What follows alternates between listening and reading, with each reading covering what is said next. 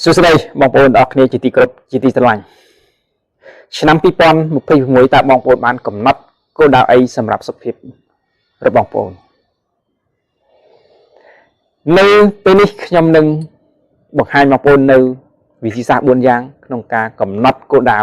ដើម្បីសុខភាពឆ្នាំ2026ទី1គឺបងប្អូនក្រោកពីដំណេក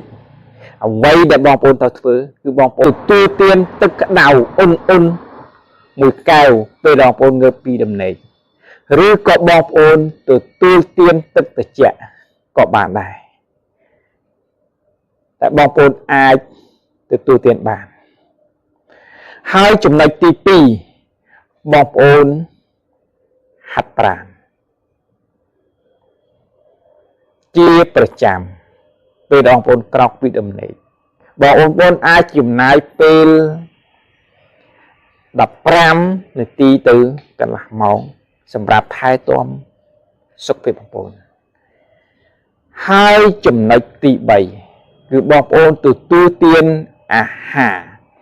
ដែលល្អសម្រាប់សុខភាពបងប្អូនហើយចំណុចទី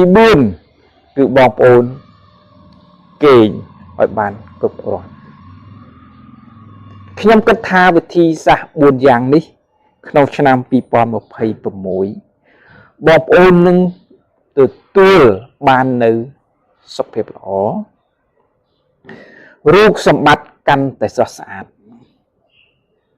ដើម្បីទទួលអំណោយទទួលអំណរសាទរអ្វីដែលបងប្អូនធ្វើរឿងទាំង4នោះសម្រាប់ជីវិតបងប្អូននឹងមានអារម្មណ៍អំណរសាទរដែលបងប្អូនធ្វើរឿងសម្រាប់ជីវិតបងប្អូនសម្រាប់ការថែទាំសុខភាពបងប្អូនឲ្យកាន់តែប្រសើរឡើងរីករាយនឹងគោលដៅ